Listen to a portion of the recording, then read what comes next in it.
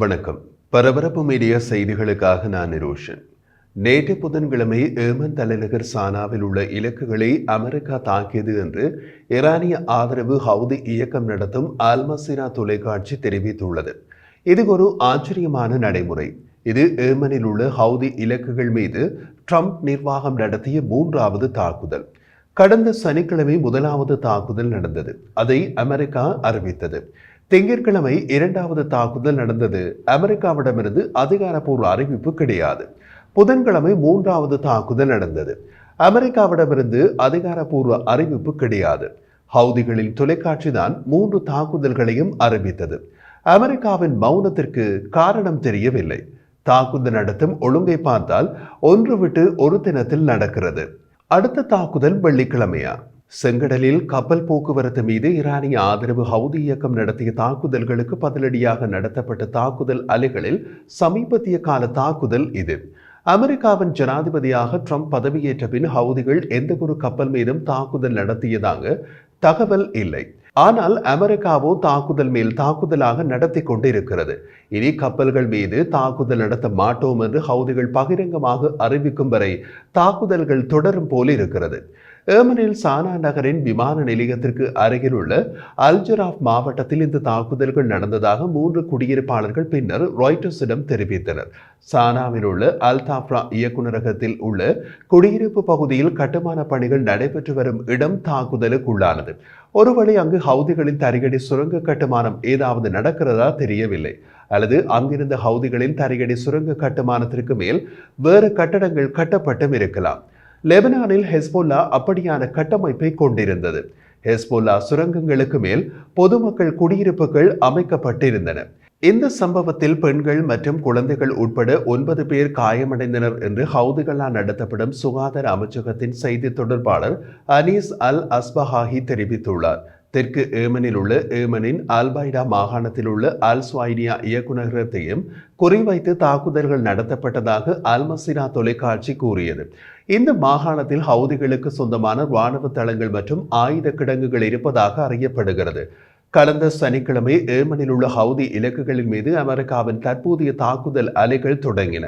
ஜனாதிபதி Donald Trump ஜனவரி மாதம் வெள்ளை மாளிகைக்கு திரும்பியதிலிருந்து இதுபோன்ற மிகப்பெரிய இராணுவ நடவடிக்கைகள் ஏமனில் மட்டுமே நடக்கின்றன. எதிர்காலத்தில் ஹவுதிகள் தாக்குதல் நடத்தினால் அதற்கு ஈரான் பொறுப்பேற்க வேண்டும் என்றும் ட்ரம்ப் அறிவித்துள்ளார். ஈரானின் இஸ்லாமிய புரட்சிகர காவலர் படைப்பிரிவின் தளபதி ஹவுதிகள் சுதந்திரமானவர்கள் என்றும் அவர்களது சொந்த மூலோபாய மற்றும் செயல்பாட்டு முடிவுகளை எடுப்பதாகவும் கூறினார். அமெரிக்க தாக்குதல்கள் மற்றும் அச்சுறுத்தல்களால் தாம் பதற்றமடையவில்லை என்று கூறும் ஹவுதிகள் அமெரிக்காவின் தாக்குதலுக்கு பதிலடி கொடுக்கும் விதத்தில் இஸ்ரேல் மீதான தாக்குதல் உட்பட தங்கள் தாக்குதல்களை தீவிரப்படுத்துவதாக கூறியுள்ளனர். செவ்வாய்க்கிழமை ஹவுதிகள் இஸ்ரேலை நோக்கி ஒரு பாலிஸ்டிக் ஏவுகணையை ஏவிவிட்டதாகவும் பல வாரங்கள் அமைதிக்கு பின்னர் காசாவில் புதுப்பிக்கப்பட்ட இஸ்ரேலிய விமான தாக்குதல்களுக்கு பதிலடியாக வரும் நாட்களில் இலக்குகளை குறிவைத்து தமது தாக்குதல்களை விரிவுபடுத்தப் போவதாகவும் தெரிவித்தனர்.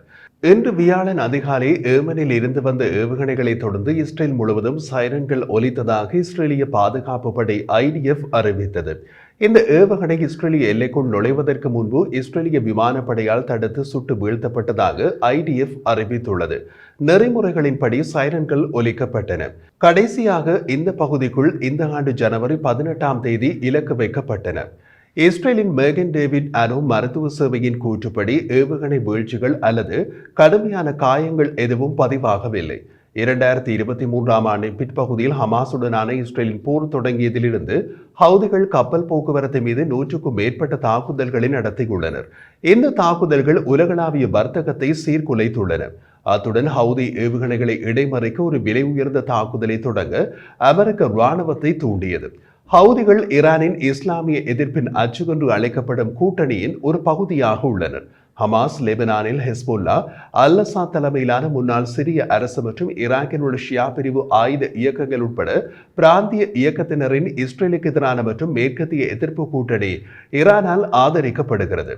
கூட்டணியில் ஹவுதிகளை தவிர மற்ற தரப்பினர் எல்லாம் இஸ்ரேலிய தாக்குதல்களில் பலமிழந்து விட்டனர். சிரியாவில் அல் அசாத்தின் ஆட்சி கவிழ அவர் ரஷ்யாவுக்கு தப்பியோடி விட்டார். ஹவுதிகளின் கதையை அமெரிக்கா முடித்துவிட்டால் ஈரான் தனிமரமாகிவிடும். தோப்பு அழிந்துவிடும். ஏமனில் உள்ள ஈரானிய ஆதரவு ஹவுதி இயக்கம் அமெரிக்க ராணுவ தாக்குதல்களால் முற்றிலுமாக அழிக்கப்படும் என்று ஜனாதிபதி ட்ரம்ப் புதன்கிழமை தெரிவித்தார். மேலும் டெஹ்ரானுக்கு ராணுவ உபகரணங்கள் மற்றும் பொது ஆதரவு வழங்குவதை உடனடியாக நிறுத்தவும் என்று எச்சரித்தார். செங்கடலில் வர்த்தக கப்பல்கள் மீதான ஹவுதி இயக்கத்தின் தாக்குதல்களை முழுமையாக நிறுத்த முயற்சி இது என்று அமெரிக்க அதிகாரிகள் கூறுகின்றனர். சனிக்கிழமை தொடங்கிய தாக்குதல்களின் விளைவுகள் குறித்து ட்ரம்ப் கூறிய போது ஹவுதிகளுக்கு மிகப்பெரிய சேதம் ஏற்பட்டுள்ளது என்றார். அவர் மேலும் கூறிய போது இது எப்படி படிப்படியாக மோசமடையும் என்பதை பாருங்கள். இது ஒரு வளமையான போர் இல்லை, அப்படி ஒருபோதும் இருக்காது. அவர்கள் முற்றிலும் அழிக்கப்படுவார்கள் என்று குறிப்பிட்டார். முன்னதாக புதன்கிழமை அமெரிக்க போர் விமானங்கள் ஹவுதி தாக்குதல் ஆளற்ற விமானங்களை சுட்டு வீழ்த்துவதை காட்டும் காணொளியை அமெரிக்க மத்திய கட்டளைத்தளம் வெளியிட்டது.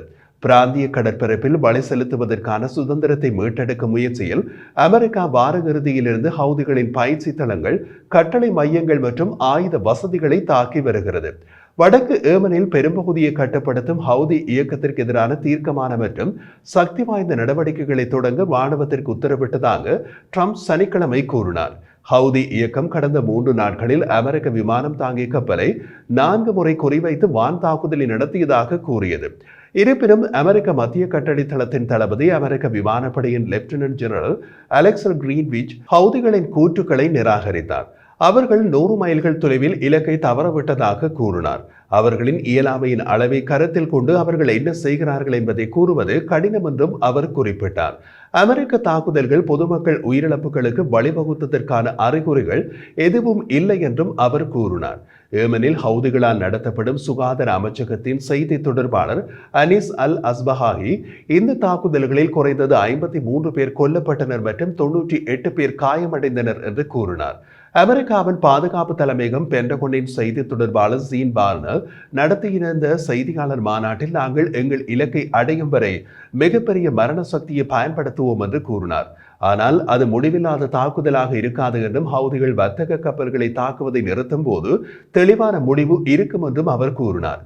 2023ஆம் ஆண்டிலிருந்து இயக்கம் அமெரிக்க போர்க்கப்பல்களை பிராந்திய கடற்பகுதியில் 170 முறையும் வர்த்தக கப்பல்களை 145 முறையும் குறிவைத்துள்ளதாக பார்னல் கூறினார். நவம்பர் 2023இல் ஹவுதி இயக்கம் MV கேலக்ஸி லீடர் கப்பலை கைப்பற்றினர். இந்தியாவுக்கு சென்று கொண்டிருந்த அந்த கப்பலில் பல்கேரியா, மெக்சிகோ, பிலிப்பீன்ஸ், ரோமேனியா மற்றும் உக்ரைன் ஆகிய நாடுகளை சேர்ந்த மாலுமிகள் இருந்தனர். ஹவுதிகள் 1 வருடத்திற்கும் மேலாக மாலுமிகளை கைதிகளாக வைத்திருந்தனர். கடந்த ஜனவரியில் ஹவுதி இயக்கம் கப்பலில் பணியாளர்களில் 25 பேரை விடுவித்தது, கப்பலை விடுவிக்கவில்லை.